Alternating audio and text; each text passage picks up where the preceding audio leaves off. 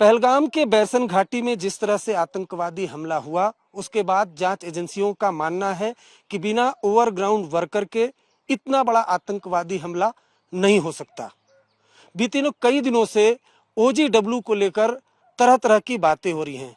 OGW है क्या, कैसे ये काम करता है, आज हम आपके सामने इस बात का खुलासा करने जा रहे हैं।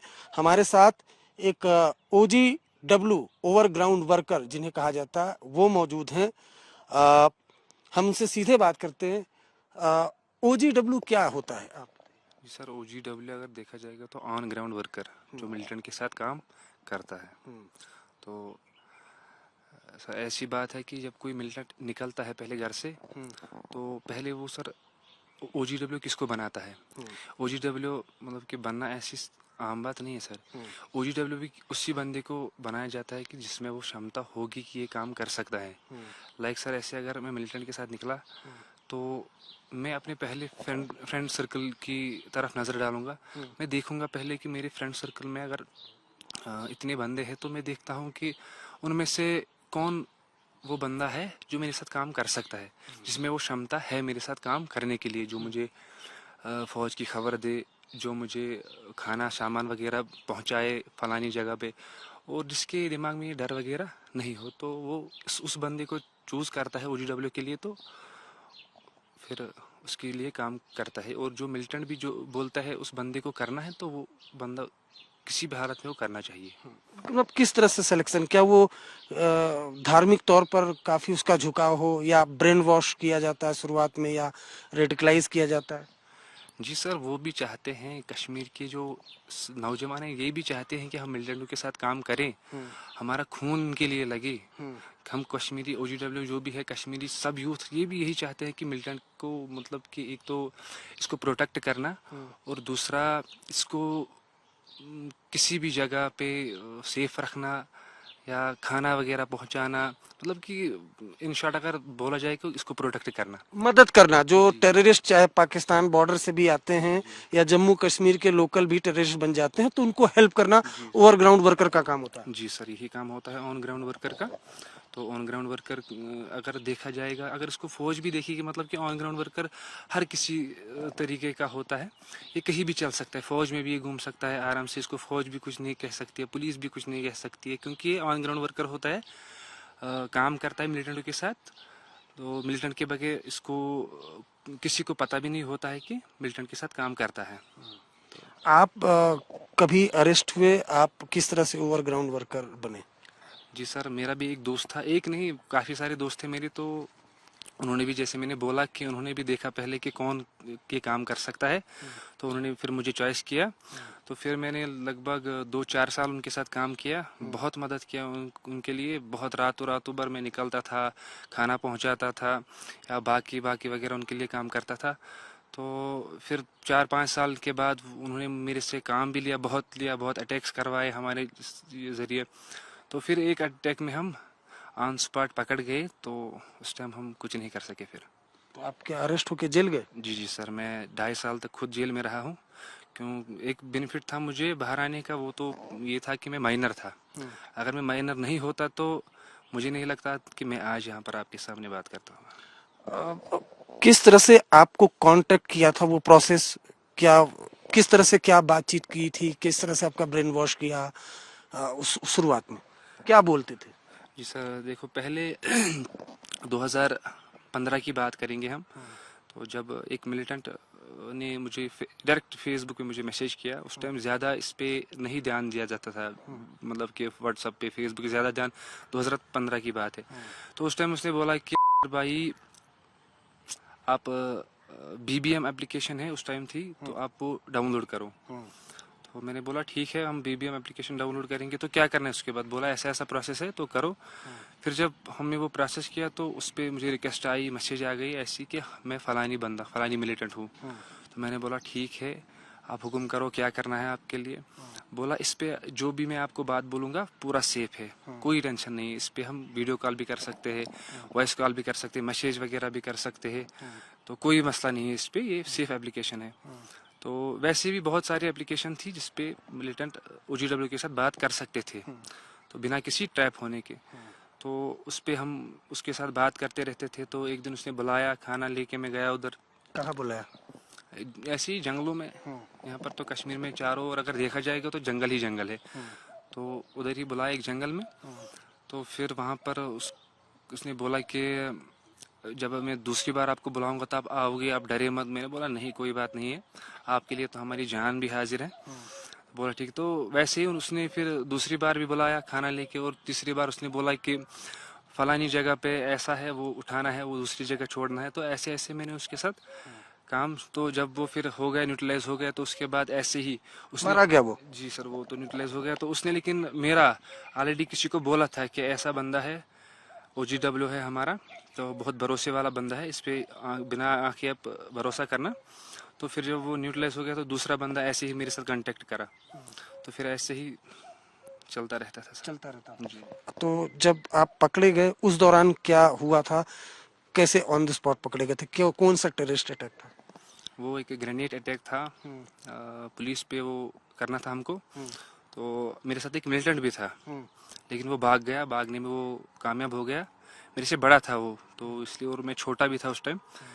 तो जब हम गए, बाइक पे हम गए, ग्रेनेड जब हमने फोड़ा, तो जब ग्रेनेड की आवाज़ में, मतलब वो मेरे सामने ही फटा एक, उसमें थोड़ा सा जो वहाँ उसमें वो निकल गए, वो जब वो फोड़ गया तो उसमें जो ये बारूद वगैरह निकला वो थोड़ा मेरे सर पे भी लग गया। अच्छा। तो उसकी वजह से मैं वहीं पर गिरा।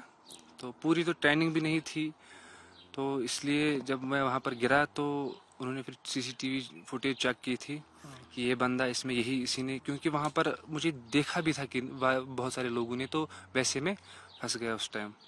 वरना मैं भी उस मिलिटेंट के साथ भागने में कामयाब होता, वो लेकिन खुद भाग गया। खुद भाग गया।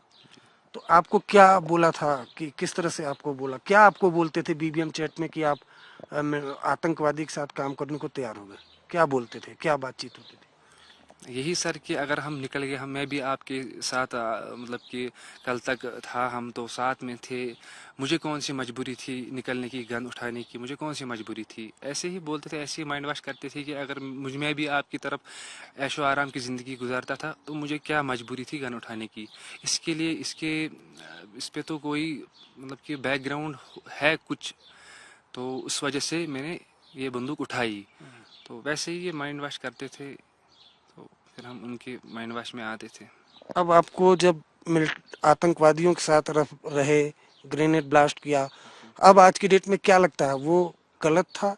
क्या लगता था? जी सर, 110% वो गलत था। अगर आज मैं देखता हूँ तो मैं ये बोलता हूँ कि मैं उस टाइम बचा ही क्यों, क्योंकि जो मैंने किया उस टाइम मिलिटेंटों के साथ, जो मैंने काम किए हैं वो, मैं आज मतलब बहुत शर्मिंदा हूँ उस पर। आपके कितने दोस्त अभी OGW हैं और कितने टेररिस्ट बन चुके हैं? सर टेररिस्ट की अगर बात करेंगे तो वो भी ऑन ग्राउंड में 2 टेररिस्ट है अभी भी। तो न्यूट्रलाइज की अगर बात करेंगे सर, लगभग अप्रॉक्स 13-14। 13 दोस्त आपके मारे जा चुके जी हैं? सर, जी सर, मेरे जो क्लोज थे मेरे। जी। और अभी कितने दोस्त आपके ओवरग्राउंड वर्कर हैं? जी सर, दो दो है अभी भी। अच्छा। जी, अपने एरिया में जो 2 है सर, अच्छा, बाकी भी है लेकिन मेरे एरिया में सर 2 ही है। पहलगाम में जो ये टेररिस्ट अटैक हुआ, आपको क्या लगता है कि ये ओवरग्राउंड वर्कर का इसमें हाथ हो सकता है? सर ओवरग्राउंड वर्कर के बगैर तो ये काम हो ही नहीं सकता है अगर देखा जाएगा। देखो सर, अगर मुझे यहाँ, मगर देखो, अगर मुझे सर यहाँ पे श्रीनगर में मानो कि अटैक करना होगा, सर मैं ऐसे थोड़ी ना जा सकता हूँ। मुझे क्या पता वहाँ पर उस टाइम फौज होगी या कोई और होगा। मैं मत वहाँ पे अटैक करने से पहले ही मत मारा जाऊंगा। ये तो सर, ये जो खबर देता है कि नहीं इस टाइम यहाँ पे फौज नहीं है, इस टाइम यहाँ पे हालात ठीक है, इस टाइम यहाँ पे अच्छा मौका है अटैक करने का, तो तब ही वो हो सकता है। तो वो with the help of OGW, सीधी सी बात है सर, OGW के बगैर ये काम नहीं हो सकता है। अच्छा, मतलब बैरसन घाटी में जो टूरिस्ट होंगे, टूरिस्ट, तो उसकी इंफॉर्मेशन OGW देगा? जी सर, मेरे ख्याल से OGW का काम है ये। मेरे हिसाब से अगर बात करेंगे तो लगभग 5-6 OGW उस टाइम वहाँ पर मिलिटेंट के साथ होंगे, और वो उनको इन्फॉर्म भी करते कि यहाँ पर ऐसा ऐसा होगा। तो वो तो पाकिस्तानी टेररिस्ट हैं, कैसे OGW के कांटेक्ट में आए होंगे, किसी दूसरे के थ्रू? जी सर, जैसे मैंने बोला वैसे ही उनको ऑलरेडी उनके साथ कांटेक्ट होगा। तो सर ये ऐसे ही उन्होंने इनको पहले अगर देखा जाएगा, इन्होंने पहले एक महीना पहले इन्होंने पहले मशवरा किया, प्लानिंग की होगी कि कैसे कब किस टाइम पे हमको अटैक करना है। और सर फिर इस तरह अटैक से करते हैं। अब तो आप नहीं करते। नहीं सर, मैंने तो तब से, जब मैं जेल से छूटा तो सर तब से कानों को हाथ मैंने जी।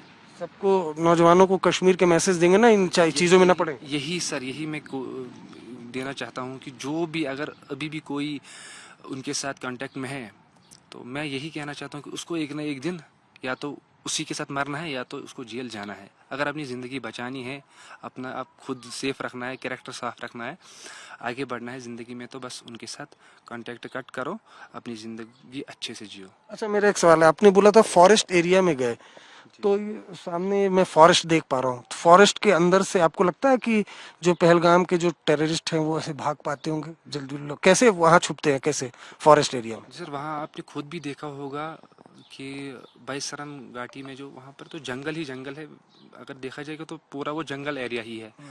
तो वहाँ से जंगल में ही आए होंगे और जंगल में ही वापस जाए होंगे।